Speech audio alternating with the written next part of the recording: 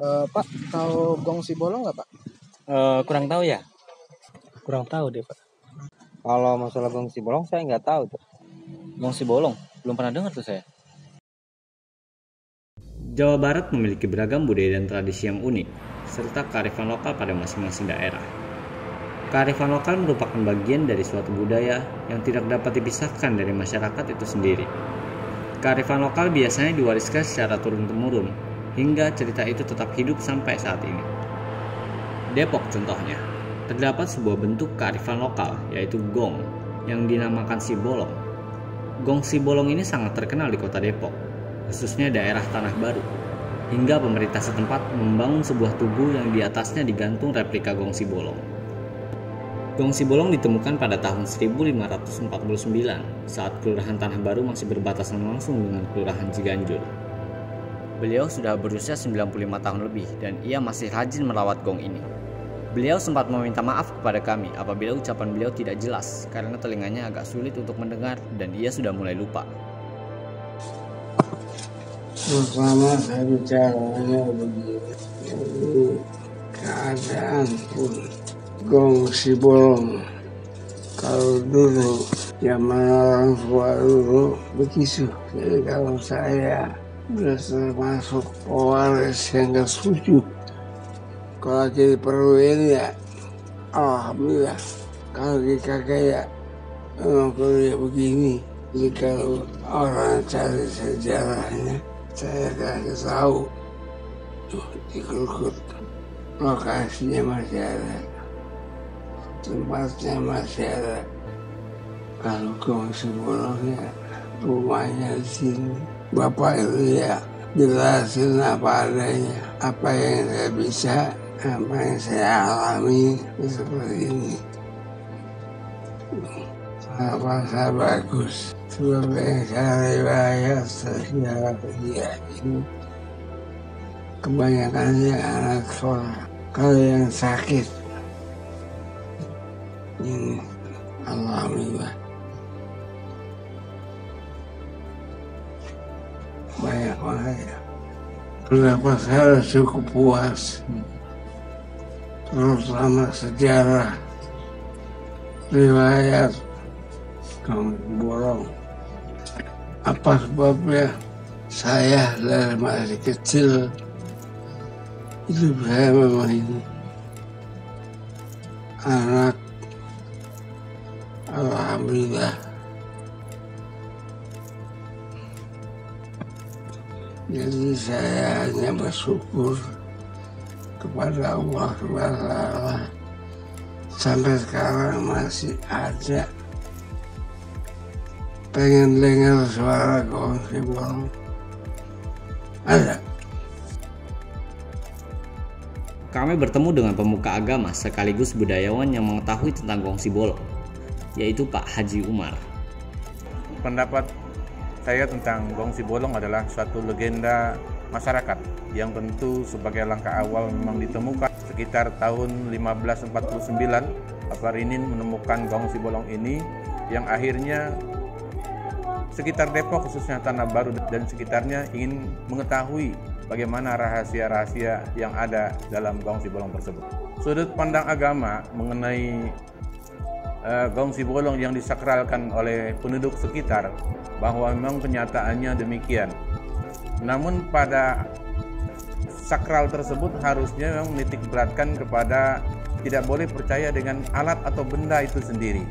Ya, tetapi bahwa yang menyembuhkan adalah tetap yang Maha Kuasa Allah Subhanahu wa Ta'ala, Tuhan yang Maha Kuasa. Di tempat itulah merupakan tempat yang suci. Ketika dimunajatkan di situ, ketika dia berdoa pada tempat itu, mungkin dengan wasilah air ya, sebagai bentuk perantaranya, bisa saja hal tersebut menjadi dijabah oleh Allah. Tapi dikembalikan lagi, jangan percaya dengan gong tersebut. Tetapi yang memang mengabulkan doa adalah Allah Subhanahu wa Ta'ala. Tempat itu sebagai wasilah saja. Saya tidak setuju dengan Gong Sibolong ditidakkan. Mengapa demikian? Karena secara jujur memang ini merupakan legenda sejarah Kota Depok yang memang awal cerita Kota Depok ini salah satunya adalah Gong Sibolong.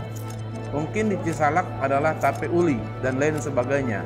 Nah, ini adalah kekayaan lingkungan atau tempat-tempat tertentu yang memang mempunyai legenda tersendiri, sehingga akhirnya para pendatang atau mancanegara ini melihat sejauh mana tentang perkembangan Gong Sibolong itu sendiri. Ya, harus dilestarikan. Saya setuju sekali, karena hal-hal yang mungkin awalnya berbau mistik, ketika diarahkan, ketika memang dikonfirmasikan dengan muatan-muatan agama, maka nanti penduduk di sekitar itu akan lebih cinta bukan kepada alat, tetapi tempat yang mustajabah itu. Artinya dia tetap memintanya kepada Allah Subhanahu wa Ta'ala. Kami menemui sanggar seni yang memiliki hal keterkaitan dengan Gong Sibolong. Sanggar seni ini memiliki satu tarian khas, yaitu tarian Neang Sorak, yang berarti mencari suara. Tarian ini terinspirasi dari sejarah penemuan Gong Sibolong. Kalau menurut saya memang untuk cerita dari Gong Bolong ini memang ada mistisnya. Jadi kita nggak bisa pungkiri, harus kita hilangkan apanya nggak bisa, karena memang dari sejarah awalnya mulai penemuan dari Gong Bolong sampai ceritanya Gong itu apa sudah ada, dan memang berhubungan dengan hal-hal yang mistis. Saya bukan orang Depok, tapi saya ingin memajukan budaya dan yang ada di kota Depok. Saya berpikir apa yang harus saya angkat ini. Disitulah saya baca-baca nih, melihat sejarah-sejarah. Ternyata di sini ada salah satu sejarah yang benar-benar sejarah pertamanya kota Depok yang Gong Bolong ini. Makanya saya angkat itu biar masyarakat Depok itu tahu bahwa ini loh ada di daerah Depok ini ada sejarah seperti ini. Bahkan saya membuat karya ini, anak-anak menarikan pertama kali di wali kota itu ada yang menanyakan, itu tadi tarinya apa ya, kok ada gong yang bolong. Saya tanya, kamu anak mana? Saya Depok asli, Bu. Masya Allah, kamu tuh nggak tahu kalau di Depok itu ada sejarah seperti ini? Nggak tahu, Bu. Lah dari sini mirisnya. Kalau kita tidak peduli dengan ini, semuanya bisa hilang, gitu aja. Makanya saya berusaha untuk mengangkat cerita ini untuk biar masyarakat kota Depok itu tahu bahwa di Depok itu memang benar-benar ada sejarahnya dan punya sejarah yang dinamakan Gong Sibolong tadi, seperti itu. Tanggapan masyarakat ada yang bagus, menilai berarti kreatif ini, sanggar ini bisa menciptakan sebuah karya tari yang berhubungan dengan ada sejarah yang di kota Depok. Ada juga yang tidak peduli. Terus ada juga yang ngomongin orang mistis kok diangkat, itu sebenarnya nggak ada kayak begitu. Kalau percaya dengan seperti itu namanya syirik, ada yang seperti itu. Tapi saya sebagai seniman kekeh tidak pernah akan mengharapkan imbalan yang besar. Yang penting karya saya bisa sukses dan orang itu bisa mengetahui bahwa saya punya karya ini, itu saya sudah sangat bersyukur dan sangat luar biasa. Masyarakat itu bisa mengambil kesenian ini karena Gong Bolong itu juga dibuat sebagai sanggar ya. Jadi sanggar kayak sanggar dadakan gitu ya. Kalau dia mau tampil itu baru dia latihan. Dan orang yang justru yang punya hajatan, yang mau ngambil ceritanya Gong Bolong ini atau ngambil kesenian untuk acara-acara hajatan, biasanya itu masyarakat daerah Depok sendiri yang memang tahu dengan sejarahnya.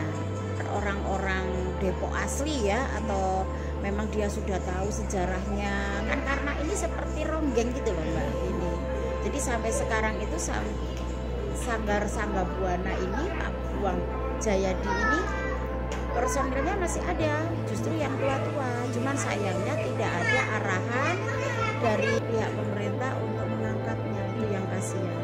Kadang-kadang beliau pernah sampai nggak dibayar, melihat seniman sepuh yang punya sejarah tapi tidak ada perhatian dari pemerintah.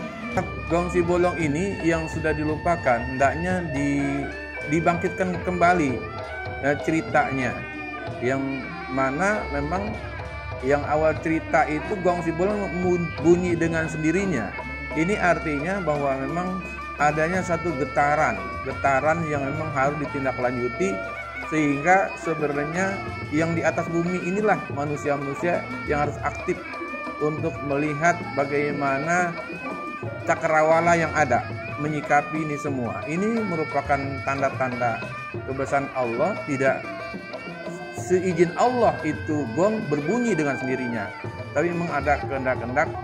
Kalau dia tidak mempunyai energi yang positif, sehingga kepercayaan orang akan hilang tentang gong Sibolong itu sendiri. Mudah-mudahan karya ini bisa dikenal masyarakat dan generasi penerus bisa meneruskan budaya, terutama budaya Sekitari dan sejarah yang ada di Kota Depok bisa dikenal.